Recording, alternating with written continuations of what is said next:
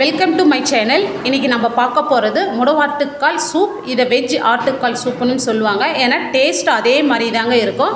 இதில் health benefits நிறைய இருக்குது. 400 வகையான மருத்துவ குணங்கள் இந்த முடவாட்டுக்கால் சூப்பில் இருக்குதுங்க. இந்த சூப் எடுக்கிறதுனால நம்மளுக்கு கை கால் வலி, மூட்டு வலி, முதுகு வலி, ஹார்ட் ப்ராப்ளம், கிட்னி ப்ராப்ளம் இது எதுவுமே நம்மளுக்கு வராது. ஏன்னா இதில் அவ்வளோ ஹெல்த் பெனிஃபிட்ஸ் இருக்குது. இந்த முடவாட்டுக்கால் மலை பிரதேசங்களில் மட்டும்தாங்க விளையும். அதுவும் பாறை இடுக்குங்களில் மட்டும்தாங்க இது விளையும். மண்ணில் விளையிற கிழங்கு கிடையாது இது. அதனால் இந்த கிழங்கு எங்கே கிடைச்சாலும் மிஸ் பண்ணாத சூப்பு வச்சு குடிச்சிடுங்க. அவ்வளோ ஹெல்த் பெனிஃபிட்ஸ் நிறைஞ்சிருக்கு. இப்போ இதுதாங்க முடவாட்டுக்கால். நிறைய பேருக்கு தெரியாது. இப்போ இந்த முடவாட்டுக்கால் ஆட்டுக்கால் மாதிரியே இருக்குது பாருங்கள். இப்போ இதை நம்ம தோல் சீவிட்டு எடுத்துக்கலாம். தோல் சீவனா உள்ளே இஞ்சி மாதிரியே இருக்கும். இப்போ பாருங்கள், ஆட்டுக்காலில் முடியெல்லாம் எப்படி இருக்கோ அதே மாதிரி தான் இருக்கும். நம்ம சூப்பு வச்சாலும் ஆட்டுக்கால் டேஸ்ட்டு தாங்க வரும் இது. இப்போ இதை நம்ம தோல் சீவிட்டு எடுத்துக்கலாம். இப்போ பாருங்கள், தோல் சீவனா இஞ்சி மாதிரி தாங்க இருக்கும். உள்ளே இஞ்சி தோல் சீவனா எப்படி இருக்குமோ அதே மாதிரி தாங்க இருக்குது பாருங்கள். இப்போ தோல் எடுத்துகிட்டு இந்த மாதிரி பொடியை கட் பண்ணிவிட்டு வச்சுக்கலாம். பாருங்கள், இந்த அளவுக்கு நான் பொடியை கட் பண்ணியிருக்கேன். இதை அப்படியே நம்ம ஆட்டுக்காலில் எப்படி சூப் வைக்கிறோமோ அதே மாதிரி வைக்கலாம். இதை நைஸாக அரைச்சிட்டு சூப் வைக்கலாங்க. இதை அரைச்சிட்டு சூப் வைக்க சொல்ல இதனுடைய ஃபுல் பெனிஃபிட்ஸ் நம்மளுக்கு கிடைக்கும். இது செய்யறதுக்கு 100 கிராம் சின்ன வெங்காயம், ஒரு பெரிய தக்காளி, கொத்தமல்லி, கருவேப்பிலை, 2 பச்சை மிளகாய், ஒரு துண்டு இஞ்சி, ஒரு 10லேருந்து 12 பல் பூண்டு எடுத்துருக்கேன்.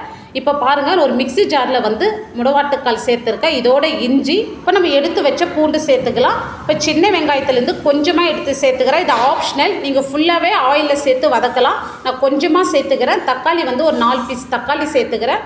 கொஞ்சமாக கருவேப்பிலை, ஒரு கை நிறைய கொத்தமல்லி சேர்த்துங்க. இதை நைஸாக அரைச்சி எடுத்துக்கலாங்க.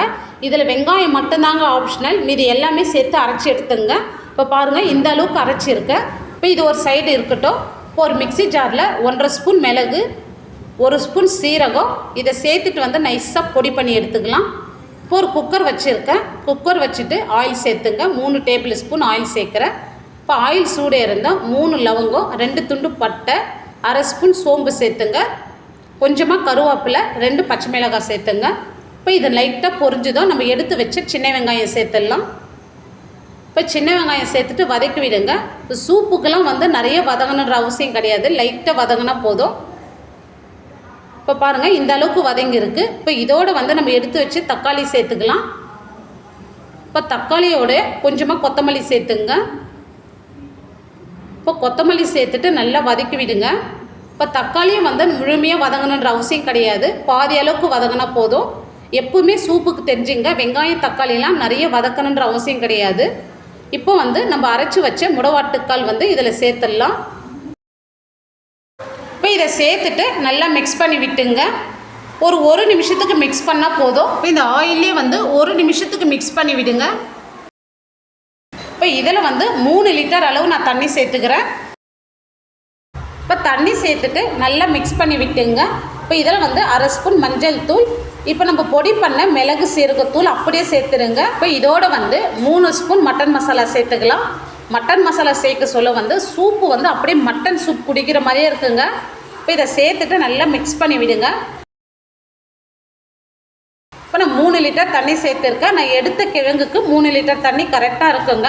இப்போ இது நல்லா கொதிக்கிட்டோம். இப்போ இது கூட தேவையான அளவு உப்பு சேர்த்துட்டு நல்லா மிக்ஸ் பண்ணி விடுங்க. இப்போ இதை நல்லா கொதிக்கணுங்க. ஃப்ளேம் ஹையாகவே இருக்கட்டும்.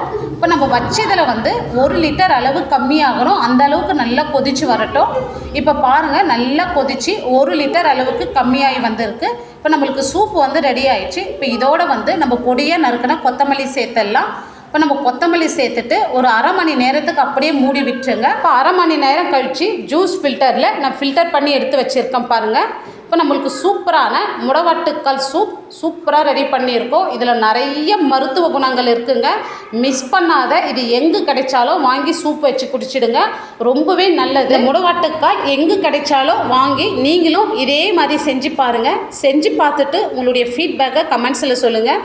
இந்த வீடியோ பிடிச்சிருந்தால் லைக் பண்ணுங்கள், ஷேர் பண்ணுங்கள். நம்ம சேனலை சப்ஸ்கிரைப் பண்ணாத பார்த்துட்டு இருந்தீங்கன்னா சப்ஸ்கிரைப் பண்ணிவிட்டு பெல் பட்டனை கிளிக் பண்ணிங்க. தேங்க்ஸ் ஃபார் வாட்சிங்.